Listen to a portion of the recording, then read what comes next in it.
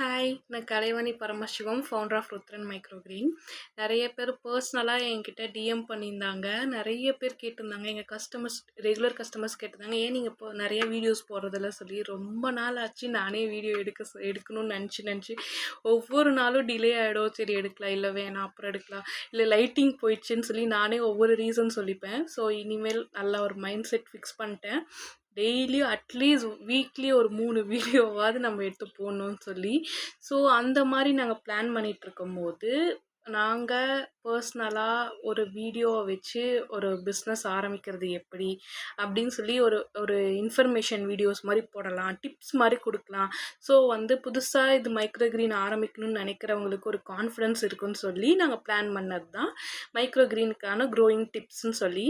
So இந்த episode பார்த்திங்கன்னா ஒரு 1 வீக் அந்த எபிசோடு போகும். இந்த 1 வீக்கில் உங்களுக்கு நீங்களே என்னோட வீடியோவை பார்த்து பர்சனலாக நீங்கள் வளர்த்தலாம். ஸோ இதில் நாங்கள் என்னென்ன பண்ணுறோம், என்ன க்ரோயிங் மீடியம் போடுறோம், எவ்வளோ ரேஷியோ போடுறோம், எல்லாமே இன் அண்ட் அவுட் நாங்கள் சொல்லிடுவோம். ஸோ நீங்கள் ட்ரை பண்ணி பாருங்கள், உங்களுக்கு எப்படி வந்திருக்குன்னு சொல்லுங்கள். ஸோ இப்போ நம்ம அதுக்கேற்ற மாதிரி ஒரு வீடியோ எடுக்கலாம், ஓகேவா? இப்போ மைக்ரோ கிரீனுன்னு பார்த்தீங்கன்னா ரெண்டு டைப்பில் பண்ணுவாங்க. ஒன்று வாட்டரில் க்ரோ பண்ணுவாங்க, இன்னொன்னா மண் கோகோபீட் போட்டு க்ரோ பண்ணுவாங்க. வாட்டரில் க்ரோ பண்ணுறது பல்காக க்ரோ பண்ண முடியுமான்னு கேட்டிங்கன்னா அது கொஞ்சம் ஹைலி ரிஸ்க்கான ப்ராசஸ் தான். வீட்டில் நீங்கள் யூஸ் பண்ணுறீங்கன்னா கண்டிப்பாக வாட்டரில் க்ரோ பண்ணலாம், ஈஸியாக வளர்ந்துடும். அதே மாதிரி என்னென்ன மைக்ரோ கிரீன் சோக் பண்ணணும், என்னென்ன மைக்ரோ கிரீன் சோக் பண்ணக்கூடாதுன்னு நிறைய வெரைட்டிஸ் இருக்குது. 1 பை 1 நம்ம எல்லா எபிசோட்லேயும் அதை பற்றி பார்க்கலாம் டீட்டெயில்ஸு. ஸோ இன்றைக்கான எபிசோட் என்னன்னு பார்த்தீங்கன்னா மைக்ரோ கிரீனுக்கு போடுற சீடு. ஸோ மைக்ரோ கிரீனுக்கு சீடு ரொம்ப ரொம்ப இம்பார்ட்டன்ட். அதே மாதிரி சீடுக்குன்னு ஒரு பர்டிகுலர் டைம் தான் இருக்கணும். நீங்கள் ரொம்ப நாள் அதை வச்சு யூஸ் பண்ணிங்கன்னா க்ரோயிங் கொஞ்சம் ஸ்லோவாக இருக்கும். ஸோ ஃப்ரெஷ்ஷான சீடு யூஸ் பண்ணுங்கள்.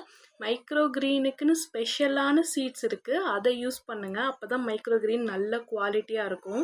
மைக்ரோ கிரீன்னு ஸ்பெஷாலிட்டியே என்னென்னு பார்த்தீங்கன்னா நான் ஜிஎம்ஓ சீட்ஸ், அதாவது அதை எந்த ஒரு மரபணுவும் மாற்றாத சுத்தமான விதைகள் அது.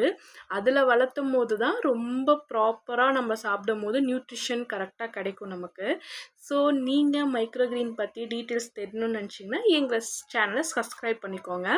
அதே மாதிரி நீங்கள் ஒரு மைக்ரோ கிரீன் வளர்த்துறோன்னு ஆசைப்பட்றீங்கன்னா இந்த எபிசோடை பார்த்து நீங்கள் ட்ரை பண்ணி பாருங்கள். அதில் உங்களுக்கு ஏதாவது டவுட் இருந்தால் கமெண்ட் செக்ஷனில் சொல்லுங்கள், கண்டிப்பாக நம்ம உங்களுக்கு ஹெல்ப் பண்ணுறோம். பை.